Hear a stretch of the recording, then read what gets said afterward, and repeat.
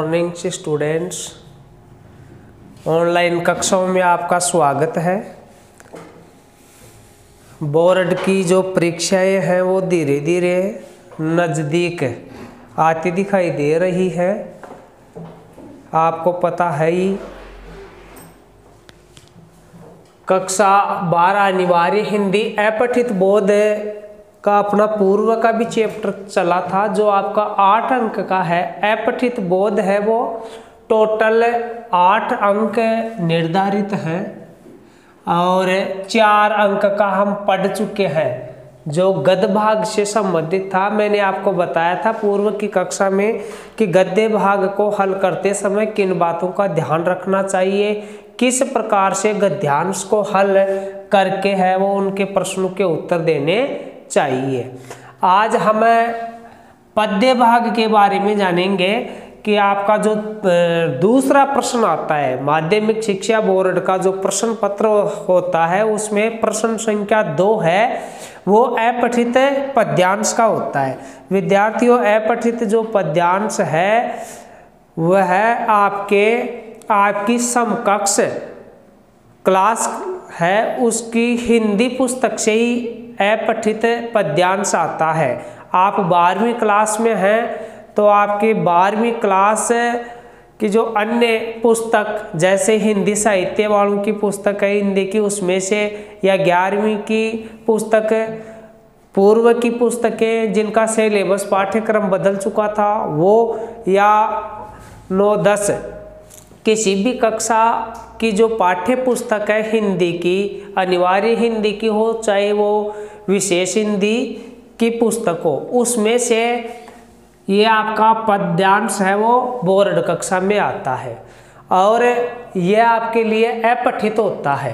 अपठित होने के कारण आपको उस पद्यांश का भावार्थ करने में कठिनाई होती है, क्योंकि आपका सिलेबस का जो पद्यांश होता है वो पढ़ा हुआ होता है। इस कारण आप उसका धीरे धीरे अर्थ समझ करके कर लेते हैं, लेकिन अपठित जो पद्यांश है उसका आप पूर्व में उसका ज्ञान नहीं होता है। इस कारण से आपके उसके भावार्थ अर्थ है वो समझ में नहीं आता है।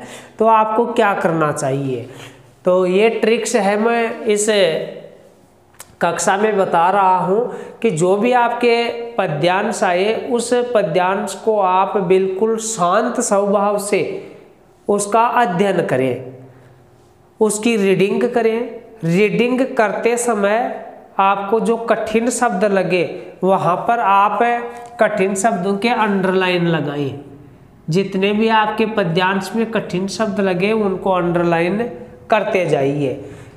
रेखांकित किए हुए शब्दों का आप अर्थ निकालें, एक एक शब्द का अर्थ निकालें और आपके द्वारा किए गए जो रेखांकित शब्द है सारे शब्दों का जब आप अर्थ निकाल लेवें, उसके बाद में फिर आपको फिर से पुनः गद्यांश को पढ़ते हुए उसका भाव ग्रहण करना चाहिए। पूरे पद्यांश का भाव ग्रहण हो जाए उसके बाद में आपको वही स्थिति अपनानी है जो गद्यांश में अपनाई थी। क्या अपनाई थी कि आपको पद्यांश कम से कम 2 या 3 बार उसका पढ़ते समय अर्थ ग्रहण करना चाहिए। मैं क्या कह रहा हूँ कि पद्यांश को पढ़ते समय ही आप उसका अर्थ ग्रहण करते जाएं, है ना, मन में विचार बनाते जाएं कि इस वाक्यांश का ये अर्थ है, इस वाक्यांश का ये अर्थ है। नंबर 2 बात करेंगे अपन कि पद्यांश का भाव ग्रहण करने के पश्चात उसके जो दिए गए प्रश्न हैं उन प्रश्नों को पढ़ना चाहिए और प्रश्नों को पढ़ने के बाद एक बार फिर से पद्यांश का भाव ग्रहण अर्थ ग्रहण करना चाहिए। तो इस प्रकार तीसरी बार आप दिए गए प्रश्नों की सहायता से इसका भाव ग्रहण करेंगे तो आपके लगभग पद्यांश है वो समझ में आ जाएगा। और जब पद्यांश समझ में आ जाए उसके पश्चात आपको प्रश्नों को हल करना चाहिए। अब प्रश्नों को हल करना चाहिए तो उस समय भी आपको क्या ध्यान में रखना है कि प्रश्न जैसा दिया हुआ है उसके हूबहू मतलब पद्यांश की नकल नहीं उतारनी चाहिए। अगर आप नकल उतारेंगे इसका मतलब है आपके द्वारा दिया गया उत्तर सही नहीं होगा। आप अपनी भाषा में प्रश्न का उत्तर देवे। आ रही बात समझ में कि पद्यांश में नकल न उतारे, आप उसका भाव अर्थ जो भी ग्रहण किया है वो अपनी भाषा में उत्तर प्रश्नों का देवेंगे। अगर ऐसा करेंगे तो आपका पद्यांश में से आपके जो 4 अंक का पद्यांश है उसमें आपके नंबर बिल्कुल भी नहीं कटेंगे। और पद्यांश के जो प्रश्न हल कर रहे हैं ना वो क्रमवार हल करें, है ना। पहला प्रश्न है, उसके बाद में दूसरा, उसके बाद में तीसरा, है ना। ऐसा न करें कि भाई पद्यांश का पहला प्रश्न आ रहा है वो तो हल कर दिया, फिर उसके बाद में 2 प्रश्न नहीं आ रहे हैं और उसके बाद में अगला प्रश्न हल करना शुरू कर दिया और फिर बाद में आपने, है ना, विचार किया कि 2 प्रश्न शेष बचे हुए थे उनको हल कर दे। ऐसा नहीं करना चाहिए। पद्यांश के जो प्रश्न दिए हैं उनको क्रमवार हल करेंगे। तो मैं आपको ये तरीका बता रहा हूँ कि पद्यांश जो है पठित है तो उसका किस प्रकार से आपको हल करना चाहिए। अपठित काव्यांश के अंतर्गत काव्य पंक्तियों का भावार्थ समझकर उत्तर देने होते हैं। क्या कि अपठित काव्यांश के अंतर्गत काव्य पंक्तियों का भावार्थ समझ करके उत्तर देने होते हैं। इसमें काव्य के भाव सौंदर्य पर आधारित प्रश्न उत्तर होते हैं। जो काव्य है उस काव्य के भाव सौंदर्य पर आधारित प्रश्न उत्तर होते हैं। भाव सौंदर्य इसके ऊपर आधारित होते हैं, है ना। काव्य के भाव सौंदर्य के ऊपर प्रश्नों के उत्तर निर्धारित होते हैं। अब भाव सौंदर्य से मतलब क्या है कि जैसे एक पहला प्रश्न तो क्या आता है, उपयुक्त काव्यांश का केंद्रीय भाव लिखिए। केंद्रीय भाव लिखिए। तो ये प्रश्न है वो भाव सौंदर्य पर आधारित है। केंद्रीय भाव लिखिए।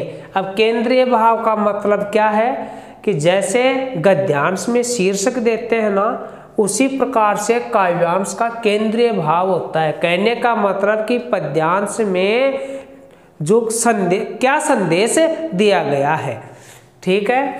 तो काव्यांश में जो संदेश दिया जाता है ना उससे क्या बोलते हैं, केंद्रीय भाव बोलते हैं या मूल भाव कहते हैं। तो पद्यांश में भाव सौंदर्य के आधार पर क्या होते हैं, प्रश्न उत्तर। इस हेतु विद्यार्थियों को निम्न बातों का ध्यान रखना चाहिए। अब आप लिखेंगे विद्यार्थियों, लिखें अपठित पद्यांश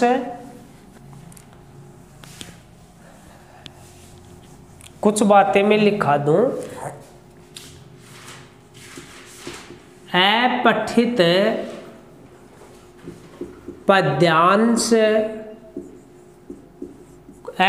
पद्यांश को हल करते समय निम्न बातों का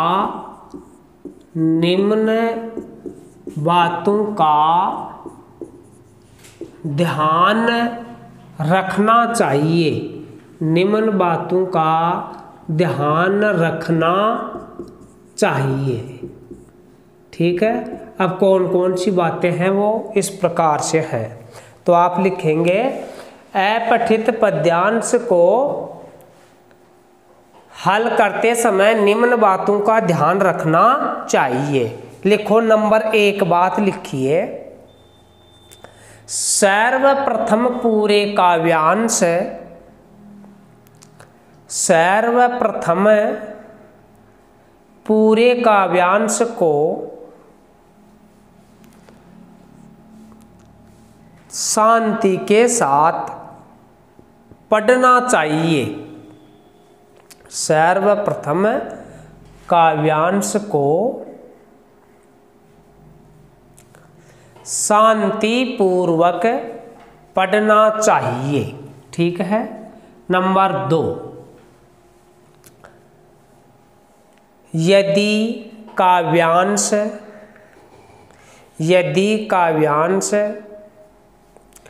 समझ में नहीं आ रहा हो,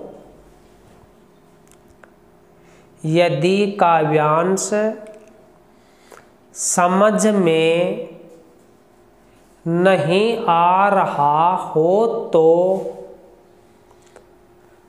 नहीं आ रहा हो तो काव्यांश को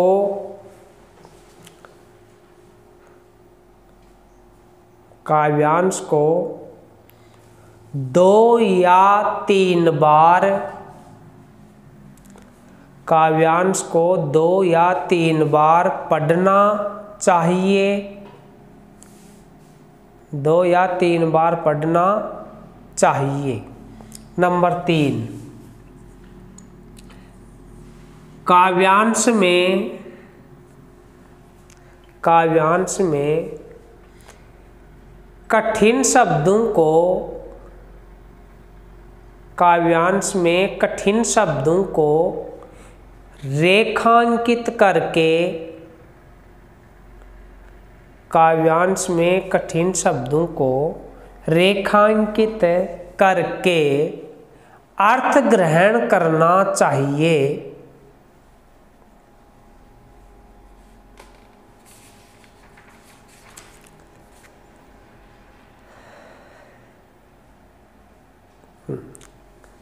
फिर लिखो नंबर 4, प्रश्नों के उत्तर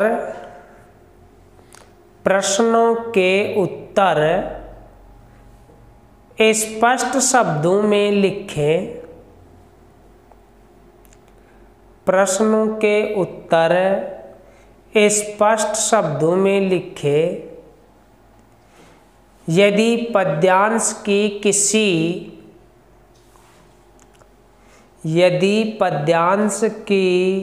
किसी पंक्ति में, पद्यांश की किसी पंक्ति में प्रतीक के माध्यम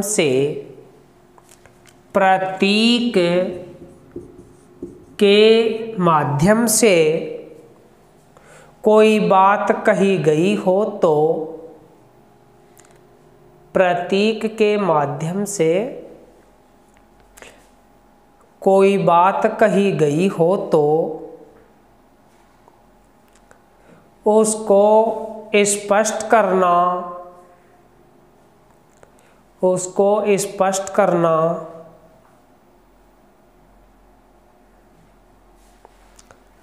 अत्यंत आवश्यक है।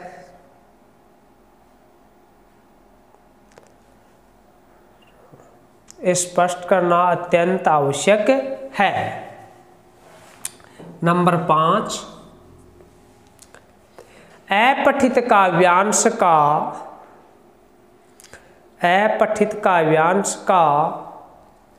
उत्तर देते समय, अपठित काव्यांश का उत्तर देते समय अपना आत्मविश्वास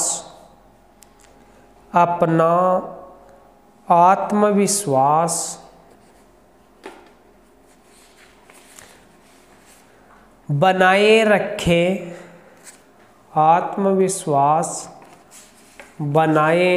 रखें। तो ये इन बातों का आप विशेष ध्यान रखेंगे। ठीक है। अब देखो, एक अपठित काव्यांश को अपन हल करेंगे कि किस प्रकार से हल करना चाहिए। उसका अर्थ किस प्रकार से आपको ग्रहण करना चाहिए। तो काव्यांश है शुभ्र किरीट हिमालय तेरा। मैं लिख रहा हूं यहां पर शुभ्र किरीट हिमालय, शुभ्र किरीट हिमालय तेरा, ये कविता की पंक्तियां हैं। सागर है चरणों का चेहरा, सागर है चरणों का चेहरा, हृदय देवताओं का डेरा, हृदय देवताओं का डेरा, हृदय देवताओं का डेरा, सस्य श्यामला रूप तुम्हारा, सस्य श्यामला रूप तुम्हारा, रूप तुम्हारा, शीतल चूनर धानी, शीतल चूनर धानी। अगली पंक्ति है काश्मीर की सुषमा न्यारी, काश्मीर की सुषमा न्यारी, ठीक है। दरा स्वर्ग की उपमा प्यारी, दरा स्वर्ग की उपमा प्यारी, मेवा और केसर की क्यारी, मेवा और केसर की क्यारी, वह काश्मीर हमारा, वह काश्मीर हमारा, जिसके जिसके हम सब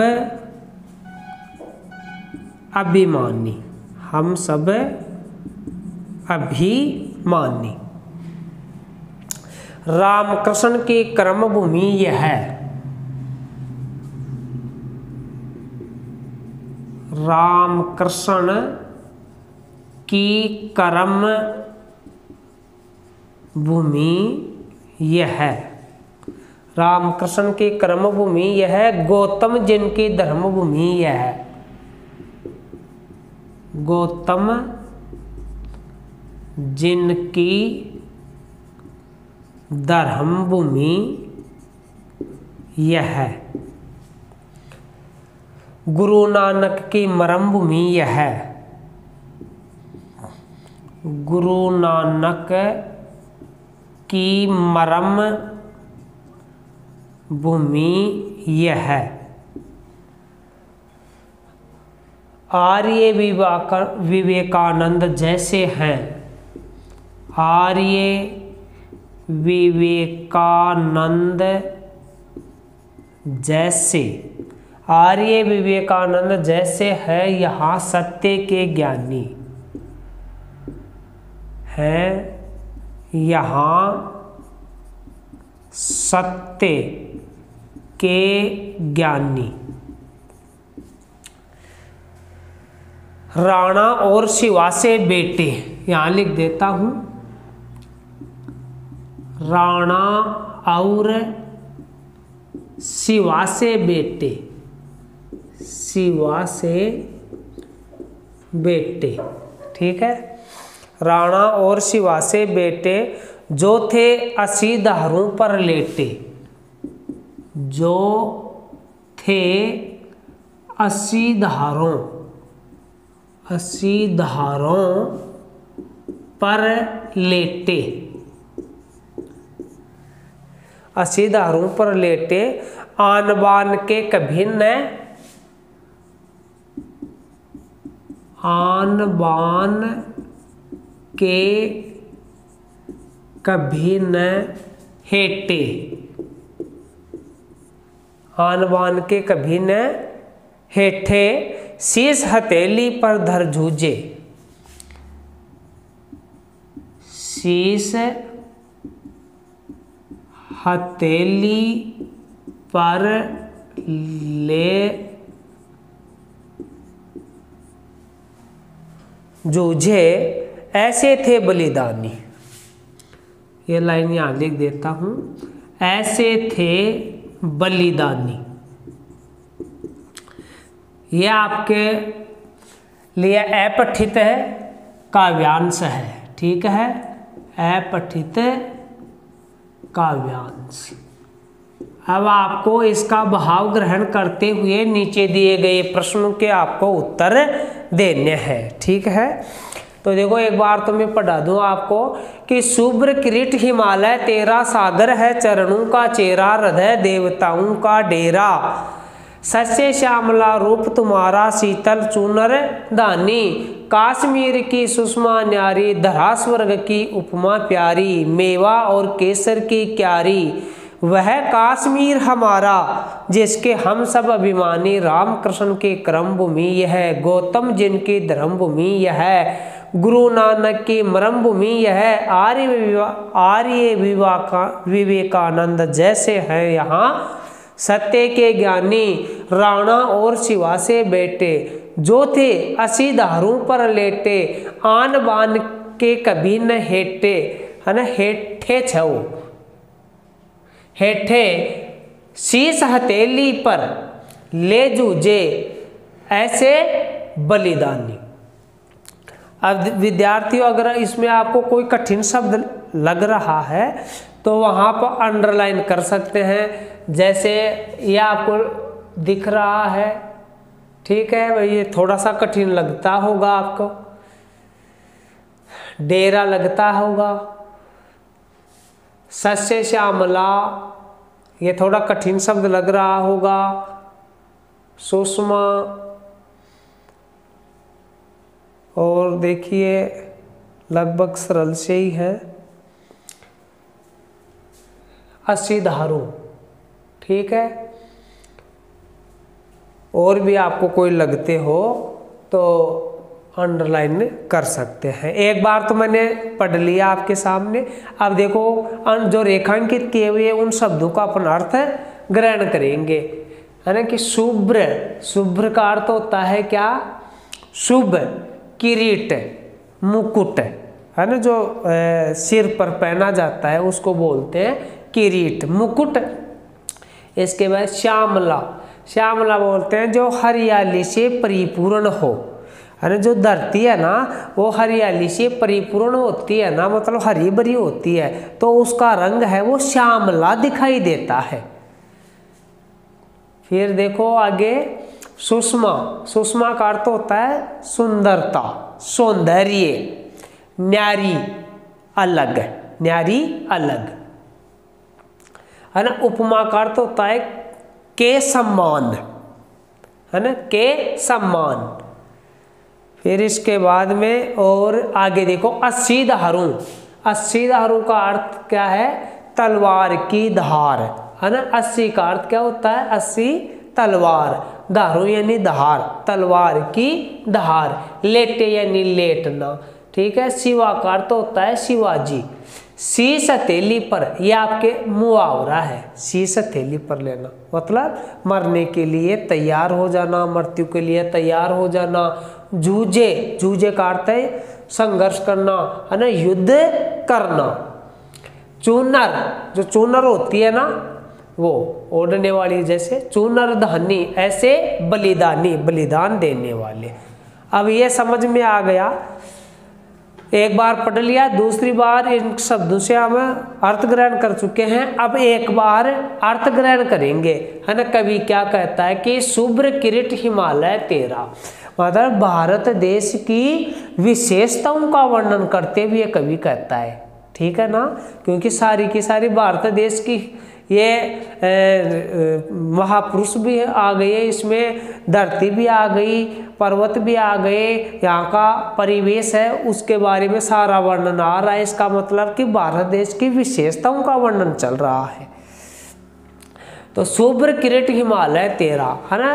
कवि भारत देश की विशेषताओं का वर्णन करते हुए कहता है कि भारत देश हिमालय है वह आपके मुकुट के समान है, हिमालय पर्वत है वह आपके मुकुट के समान है।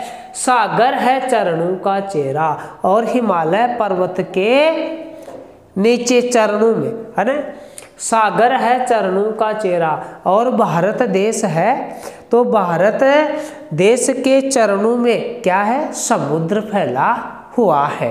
तो तेरे चरणों में क्या कौन है, समुद्र है। चेरा, चेरा का अर्थ होता है दास, है ना, चेला सेवा करने वाला। तो भारत देश की विशेषताओं का वर्णन करते हुए कहता है कि भारत देश का हिमालय पर्वत तो मुकुट है, और उसके चरणों में जो सागर फैला हुआ है वो चरणों की सेवा करने वाले सेवक के रूप में है। हृदय देवताओं का डेरा, और भारत देश का जो हृदय स्थल है ना, तो हृदय स्थल के जो राज्य है ना, उन राज्यों में अनेक देवताओं ने अवतार लिया है, जन्म लिया है। इस कारण भारत देश की विशेषताओं का वर्णन करते हुए कवि कह रहा है कि तेरा हृदय है वो देवताओं से भरपूर है। सच्चे श्यामला रूप तुम्हारा शीतल चुनर दानी। इस कारण भारत देश हरियाली से परिपूर्ण है, और भारत देश में जो मलय पर्वत से शीतल हवा चलती है उसके कारण यहाँ शीतलता प्राप्त होती है। और हरियाली से परिपूर्ण होने के कारण जो हरियाली है उसको चूनर के समान बताया गया है। कश्मीर की सुषमा न्यारी, और भारत देश में जो कश्मीर राज्य है उसका सौंदर्य तो अन्य राज्यों से निराला है, अलग है। धरा स्वर्ग की उपमा प्यारी, क्योंकि उस कश्मीर को तो, है ना, धरती के स्वर्ग की संज्ञा से उपमित किया गया है ना। कश्मीर का अत्यधिक सौंदर्य होने के कारण उसको तो धरती का स्वर्ग की उपमा दी गई है। मेवा और केसर की क्यारी, क्योंकि वहाँ पर मेवा और केसर, है ना, अत्यधिक मात्रा में होता है। वह कश्मीर हमारा जिसके हम सब अभिमानी, है ना। जो कश्मीर हमारा राज्य है तो वहाँ केसर और मेवा और केसर होने के कारण हम सब उस कश्मीर के अभिमानी हैं। राम कृष्ण की कर्मभूमि है। भारत देश में ही श्री राम और कृष्ण ने अवतार लिया था, इसलिए ये राम और कृष्ण की कर्म भूमि है। गौतम जिनकी धर्म भूमि है, और गौतम बुद्ध हुए थे, उन्होंने अपना धर्म का पाठ लोगों को पढ़ाया था, सिखाया था। इस कारण गौतम बुद्ध की भी यह धर्म भूमि है, और गुरु नानक ने अपने ज्ञान और वाणी के द्वारा, है ना, इस मर्म को समझाया था, इसलिए ये गुरु नानक की मर्म भूमि है। कौन? भारत देश की भूमि। आर्य विवेकानंद जैसे हैं यहाँ सत्य के ज्ञानी, और आर्य समाज की स्थापना भारत देश में हुई, और विवेकानंद जैसे तो यहाँ सत्य के क्या हैं? ज्ञानी। क्योंकि विवेकानंद ने तो विश्व धर्म सम्मेलन में अपने ज्ञान का प्रचार प्रसार किया था, जिसके कारण इसका संसार में नाम अमर हुआ था। इसलिए इसको क्या बताया गया है? सत्य का ज्ञानी। किसको? विवेकानंद को। आगे देखते हैं। राणा और शिवा से बेटे कि भारत देश में ऐसे वीरों ने जन्म लिया है जो महाराणा प्रताप और शिवाजी जैसे वीर हैं। कि भारत देश में ऐसे वीर हुए हैं जो महाराणा प्रताप और शिवाजी के समान हैं, क्योंकि महाराणा प्रताप और शिवाजी ने भी इसी भारत भूमि पर जन्म लिया था, जो थे असीधारों पर लेटे, है ना, जो तलवार की धार पर लेटने वाले थे।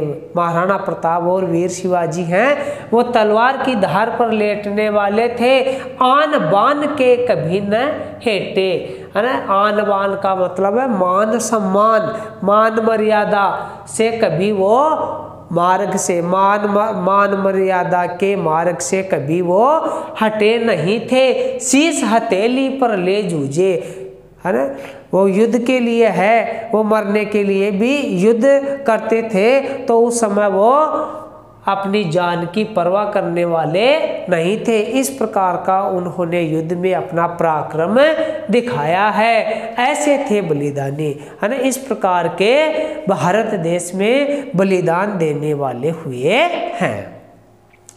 तो अब इसका हमने भाव ग्रहण किया, अर्थ ग्रहण किया, अब हमारे बिल्कुल समझ में आ गया कि इस काव्यांश के अंतर्गत है वो भारत देश की विशेषताओं का वर्णन किया गया है, और प्रत्येक विशेषता ही आ गई है, प्राकृतिक विशेषता भी आ गई है, धर्म की विशेषता भी आ गई है ना, और भगवान ने जन्म लिया है, कर्म अपने कर्म किए हैं, सारी विशेषताएं, त्याग बलिदान करने वालों तक की विशेषताओं का वर्णन हो चुका है।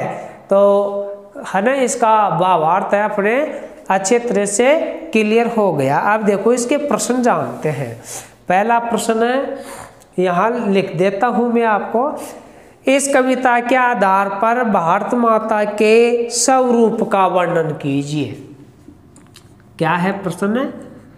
इस कविता के, लिख लें आप, इस कविता के आधार पर, इस कविता के आधार पर भारत देश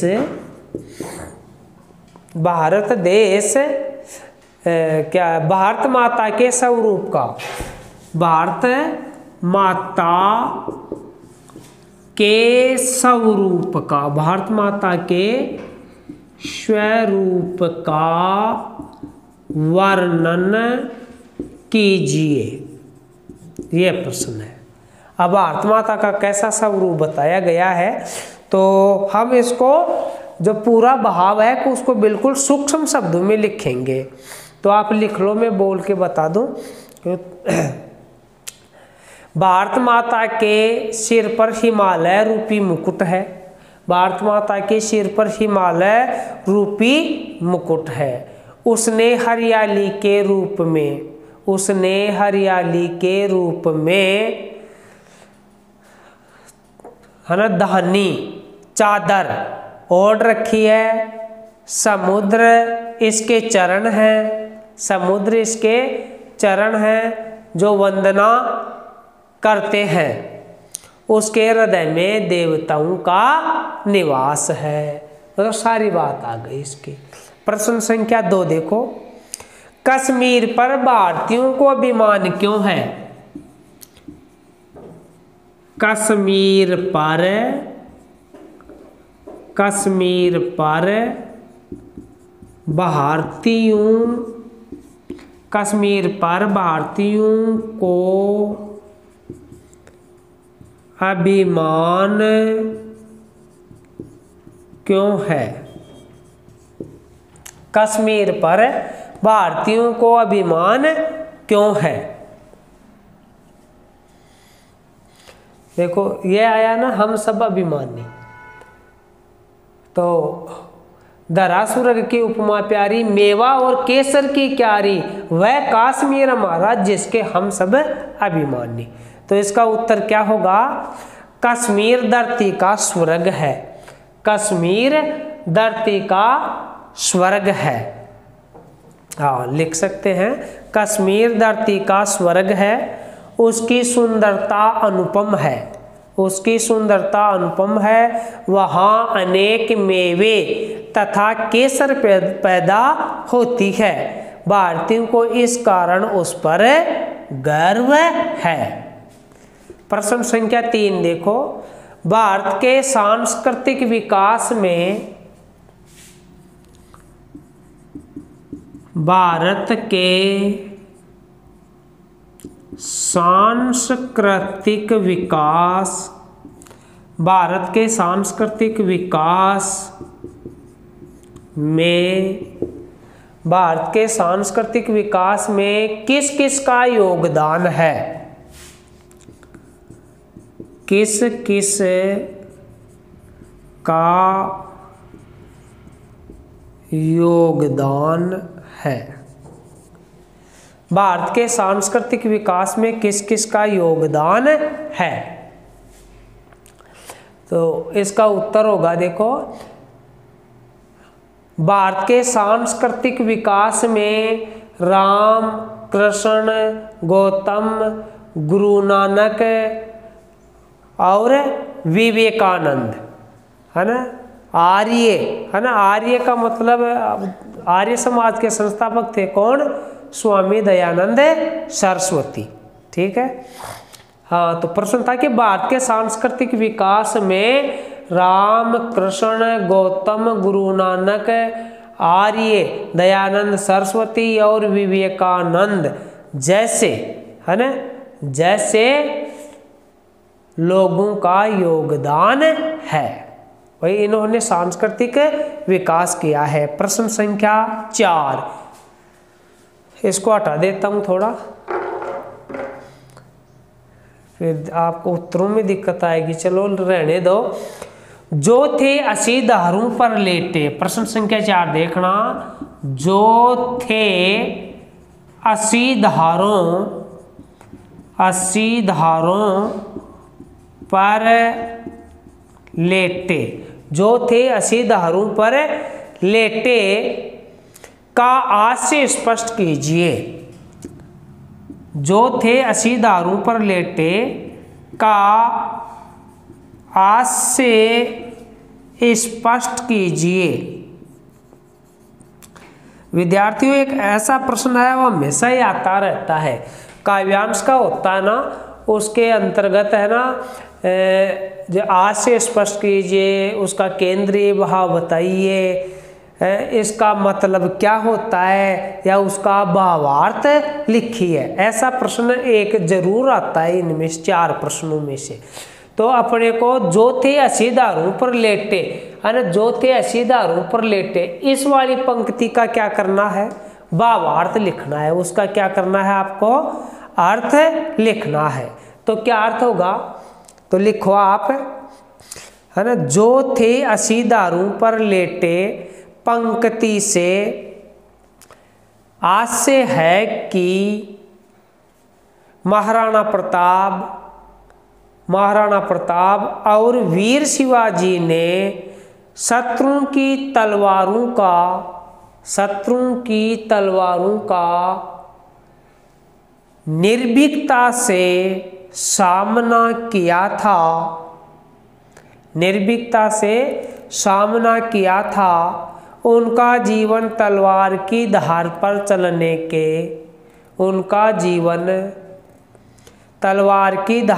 चलने के समान वीरता से परिपूर्ण था। तो इस प्रकार आपका पठित काव्यांश, उसके प्रश्न उत्तर हल हो गए हैं।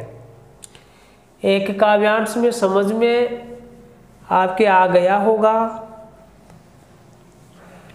आप जब स्वयं करेंगे अभ्यास, तब आपके और समझ में आएगा, क्योंकि ये मॉडल पेपर वगैरह दिए हुए होते हैं, उनमें भी आपको हल करना आना चाहिए। और इससे पूर्व आप अपनी जो पासबुक्स है, तो पासबुक में प्रैक्टिस के लिए है वो 10-10, 15-15 है, वो है पठित काव्यांश के ध्यान से दे रखे हैं, ताकि विद्यार्थी सोच समझ करके उनका उत्तर देना सीखे।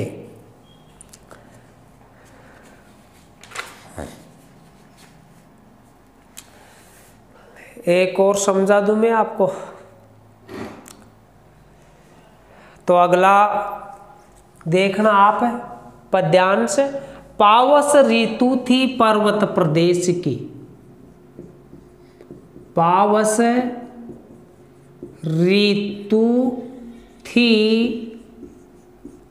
पर्वत प्रदेश की।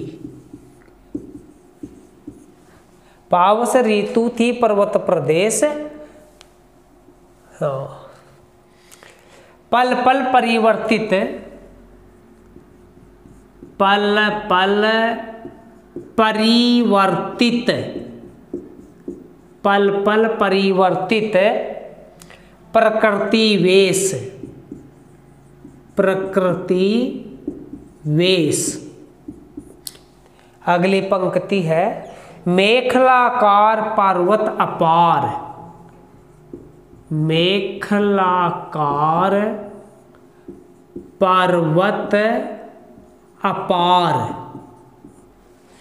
अगली पंक्ति अपने सहस्त्र दृग सुमन, अपने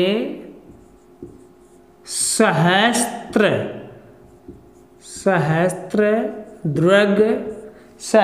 दृग सुमन फाड़, सुमन फाड़। नेक्स्ट पंक्ति अवलोक रहा है बार बार, अवलोक रहा है बार बार, बार बार नीचे जल में निज महाकार, नीचे जल में, नीचे जल में निज महाकार, निज महाकार, महाकार। समझते जाना। जिसके चरणों में पड़ा ताल,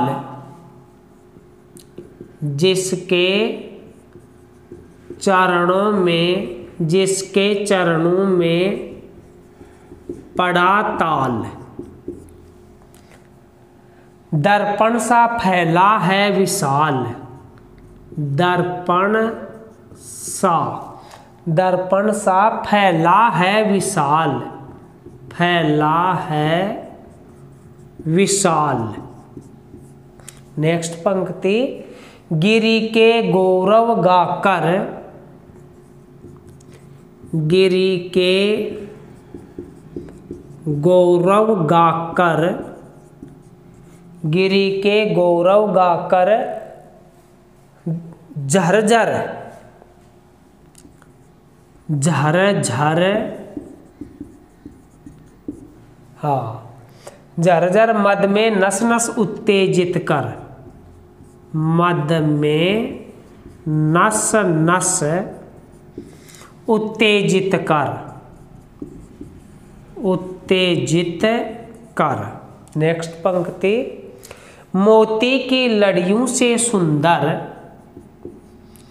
मोती की लड़ियों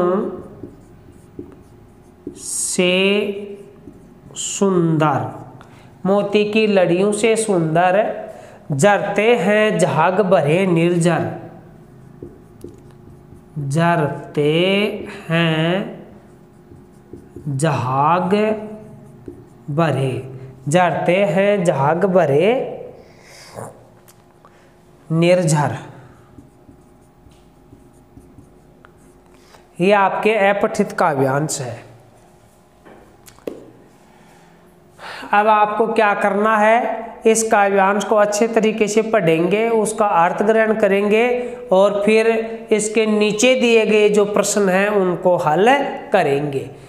तो पहले पढ़ रहे हैं पावस ऋतु थी पर्वत प्रदेश। विद्यार्थियों अगर अर्थ आ रहा है तो आप समझ जाएंगे। पहली लाइन का ही अर्थ, पावस ऋतु का अर्थ होता है वर्षा ऋतु। पर्वत प्रदेश कि पर्वतीय प्रदेश में वर्षा ऋतु थी।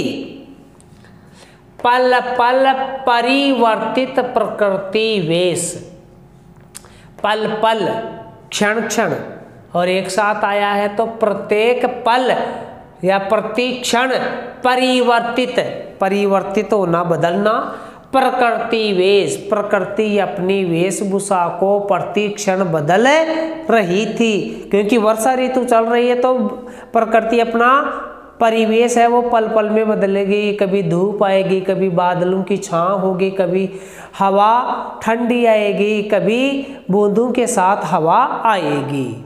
मेखलाकार पर्वत अपार, मेखलाकार है ना, मेखलाकार का अर्थ होता है करदनी के आकार, कमर में पहने जाने वाली जो करदनी है उसको मेखलाकार। पर्वतों का आकार कैसा था? करदनी के आकार के समान अपार पर्वतों की श्रृंखला थी। अपने सहस्त्र दृग सुमन फाड़, सहस्त्र दृग का अर्थ है हजारों नेत्र, इसका क्या अर्थ है? हजारों नेत्र, दृग यानी नेत्र, सुमन फाड़, सुमन पुष्प, मतलब पर्वत है तो पर्वत के ऊपर बहुत सारे हजारों की संख्या में पुष्प खिले हुए हैं और खिले हुए पुष्पों को पर्वत की आंखें बताई गई है। तो पर्वत पर खिले हुए जो पुष्प हैं, पर्वत अपने ऊपर खिले हुए पुष्पों की हजारों आंखों से, नेत्रों से अवलोक रहा है, बार बार इस दृश्य को बार बार देख रहा है। कौन? पर्वत। कौन सी आंखों से? सुमन फाड़, है ना, पर्वत पर जो पुष्प खिले हुए हैं तो खिले हुए पुष्पों रूपी आंखों से पर्वत अपनी हजारों आंखों से इस दृश्य को बार बार देख रहा है। अवलोकन तो होता है देखना। नीचे जल में निज महाआकार, और पर्वत के नीचे जो जल है उस जल में पर्वत अपना महाआकार, अपने विशाल आकार को देख रहा है, क्योंकि जल में परछाइयाँ बनती है ना, तो पर्वत के नीचे जो जल है उस जल में पर्वत अपने विशाल आकार को देख रहा है। जिसके चरणों में पड़ा ताल, पर्वत के चरणों में वर्षा के जल का एक बड़ा तालाब बन गया है, दर्पण सा फैला है विशाल, क्योंकि पर्वत के चरणों में जो बड़े से जल का तालाब बन गया है वो स्वच्छ जल होने के कारण दर्पण के समान चमक रहा है। ठीक है ना।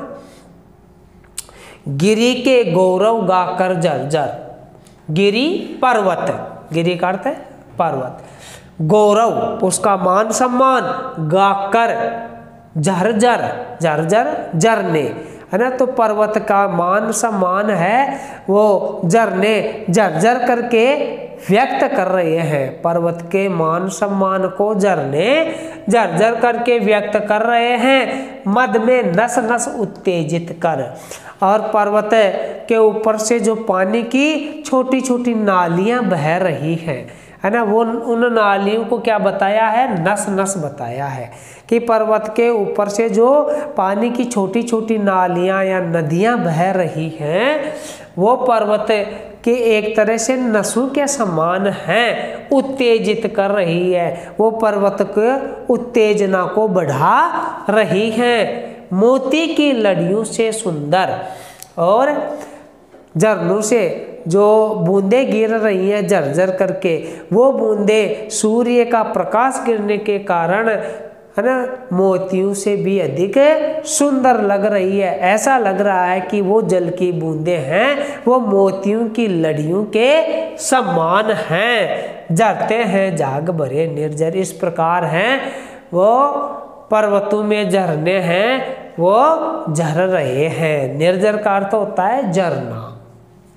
तो विद्यार्थियों आपके इसका भाव अर्थ समझ में आया होगा कि इस कविता के अंतर्गत पर्वत प्रदेश के सौंदर्य का, है ना, वर्षा ऋतु के समय पर्वत प्रदेश के सौंदर्य का सुंदर चित्रण किया गया है। यह बात क्लियर हो चुकी है इस काव्यांश का अर्थ ग्रहण करने पर कि इस काव्यांश में पर्वतीय प्रदेश में वर्षा ऋतु के समय के सौंदर्य का चित्रण किया गया है। ठीक है। अब देखो इस काव्यांश से संबंधित प्रश्न। पहला प्रश्न है काव्यांश का शीर्षक लिखिए। काव्यांश का शीर्षक लिखिए।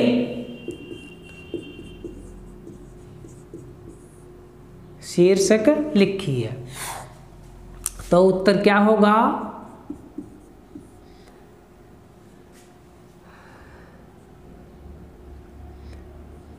पावस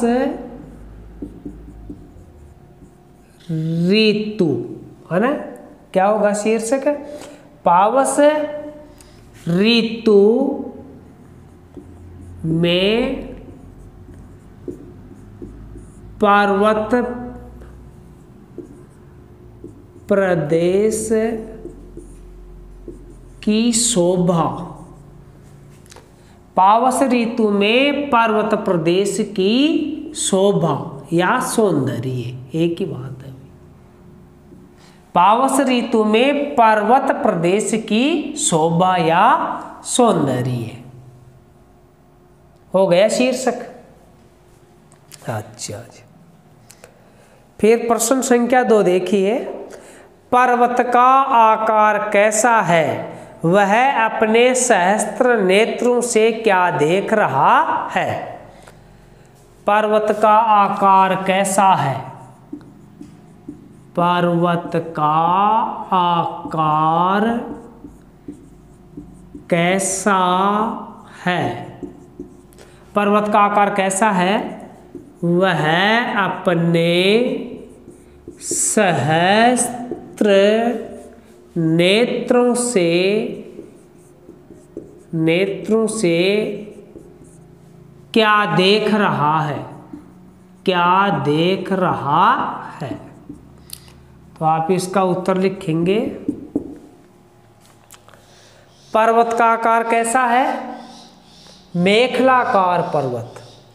तो पर्वत का आकार मेखलाकार है। पर्वत का आकार मेखलाकार है। वह अपने 1000 नेत्रों से नीचे फैले जल की परछाई में अपने महान आकार को देख रहा है, अवलोक रहा है बार बार नीचे जल में निज महाकार। ठीक है। प्रश्न संख्या 3 है। रेखांकित पंक्तियों का भावार्थ लिखिए। अब इनमें आप रेखांकित 2-3 पंक्तियां आ जाए, परीक्षा में की हुई आ जाए, और उसका क्या पूछ ले? भावार्थ। जैसे मान लो सहस्त्र दृग दे दिया, 1000 नेत्र, अवलोक, देखना, मेखलाकार, है ना, कर्दनी का आकार आदि। सही होगा। तो रेखांकित पंक्तियों का हो जाएगा। और पर्वत के चरणों में क्या पड़ा है? पर्वत के चरणों में विशाल जल से भरा हुआ तालाब पड़ा है। किसके समान लग रहा है? जो पर्वत से बहने वाले झरनों से बना हुआ है, एक विशाल समुद्र के समान लग रहा है। तो इस प्रकार से आपका जो पद्यांश है वो हल करने का मैंने आपको तरीका बताया। और अगर इसी प्रकार से आप हल करेंगे ना, तो परीक्षा में आपके किसी भी प्रकार की कोई कठिनाई नहीं होगी। प्रैक्टिस आपको और करनी है। Thanks you. आज की कक्षा में धन्यवाद।